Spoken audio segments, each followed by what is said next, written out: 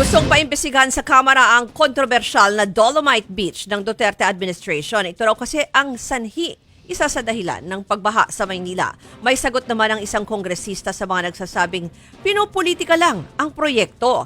Narito ang report ni Rainiel Pawi.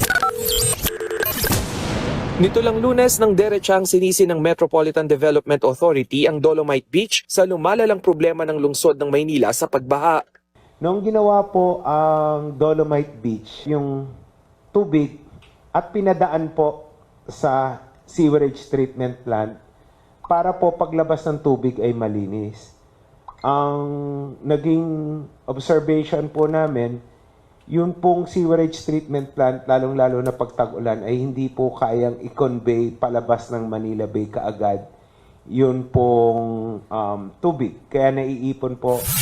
Ito ang dahilan kaya gustong paimbestigahan ni Bicol Saro Party List Representative Teddy Ridon ang kontrobersyal na artificial beach.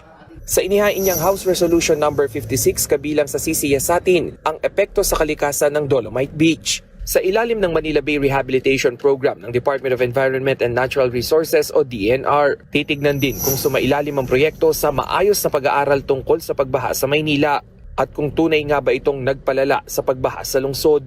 Binuo ang Dolomite Beach ng nagdaang Duterte administration, kaya tingin ng ilan baka pinopolitika lang ang proyekto. Pero paglilinaw ng ilang kongresista, we base our investigations and our answers on facts at saka mga na-conduct na hearings and investigations. So, hindi politika yan.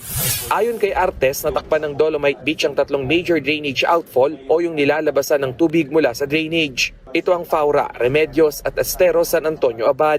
Ang resulta nito, mas mataas na baha partikular sa kabaan ng Taft Avenue. Ang DNR naman, bagamat hindi direktang binanggit ang Dolomite Beach, sinabing dapat ibase sa siyensya ang pag-assess sa sanhi ng pagbaha. Git pa ng ahensya ang pagbabago sa lagay ng panahon dahil sa climate change ang siyang dahilan kung bakit lumalala ang pagbaha sa Maynila.